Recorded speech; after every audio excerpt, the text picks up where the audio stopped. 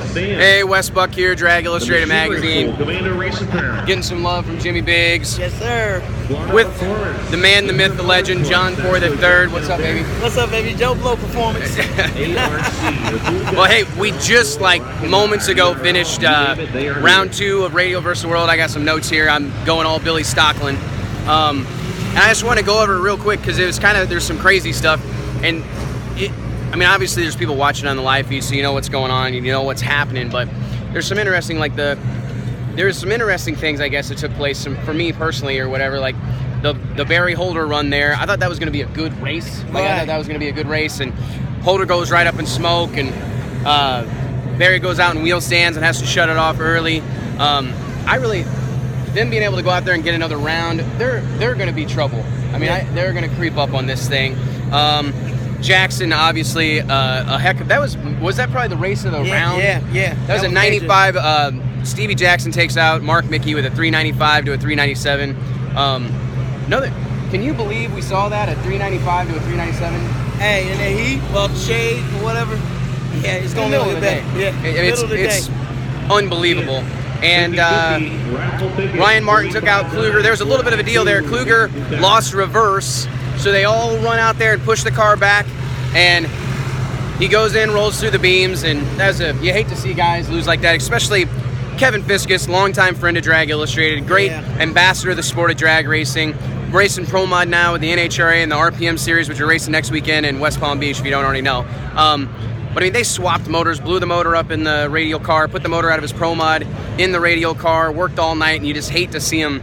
You hate to see him go out like that. Yeah, especially for all this money. I know, it's crazy, and you can tell though, the nerves are playing a factor here today. Oh, big time. With that kind of money, big time. The nerves are playing a factor. You can see it. I mean, even doing these little interviews, I'm really having to pick and choose who I talk to because I can tell who's got their stress face on. So I can see definitely quickly, like, oh, I'll talk to them later, you know? And it's been pretty interesting. Scotty G versus Marty Robertson. I've been meaning to go over and talk to Marty Robertson. A lot of people want me to go talk to him, and I will anyways. I hate to go talk to him under these circumstances, but they thrashed all night. They hurt the intake or something. Yeah. Do you know that, Jimmy? Yeah, okay. They did. They hurt the intake, worked all night to get this thing done, and we got a tractor in the way now. I think you guys can still hear me. They're prepping the track for X275. But Scotty G took the win, and how cool is it to ski? Hey, he's one of my old guys from way back in the old grudge days, Scotty G. Matter of fact, I'm still full. I went over there last night and had dinner with him, and matter of fact, I'll put the pictures up. The whole, about a 10-foot long table full of number food. I should have went, because I'm up in the media center eating almonds because I'm hungry. Note to self for future reference, bring your own food if you don't want to wait in these lines. I'm starving. So anyways, what else was there? Opalaski over Thornton. That was obviously a big upset. Nothing against Opalaski, but Thornton's been on a mission this weekend, testing all last week. And let's move that way.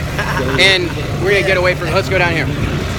We got to walk, unfortunately, because there's a massive tractor getting ready to drag the track. So come right back over here. So I hated to see Thornton go out. I don't know if I publicly said it, but he was one of my picks. I thought he was going to go the distance. And the one thing I want to note, and we got, Haney won, and who else won? Ferris took out Brock. But the main thing I want to say is that did you guys see when Rob Valden and Jason Mahalik ran? Oh, yeah. Everybody here stood up like it was John Force versus Ron Capps. I mean, it was crazy because everybody's watching and sitting down watching. It's been a great round of race, and then all of a sudden everybody stands up and it was just cool because they know this is the baddest car on the property or whatever. And it was just neat to see the fans recognize. They know. Hey, can I say something? Yeah.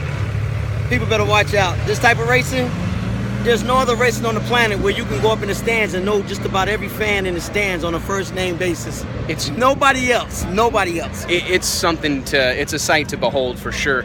And then I always want to say one more thing, and we're getting a little long here and my arm's getting tired. I've literally, shoulder day is going to be long. But anyways, the main thing I want to say is that Al Tucci, and I owe a lot. He's been so good to me, and Lee Sebring. These guys have been really good to us.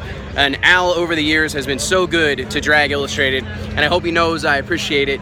But to even have Drag Illustrated like slightly involved with this race, to hear them say that the part of the prize of winning this deal is being on the cover of Drag Illustrated, like, makes me weak in the knees. Me too. I mean, it's crazy to think that is somehow part of the reward, and I hope Donald and Stephanie know how much I appreciate it, and we're thrilled to be a part of it. So hey, thanks everybody. Stay tuned. Wes Buck, John Fore, Drag Illustrated Magazine, and Jimmy Biggs.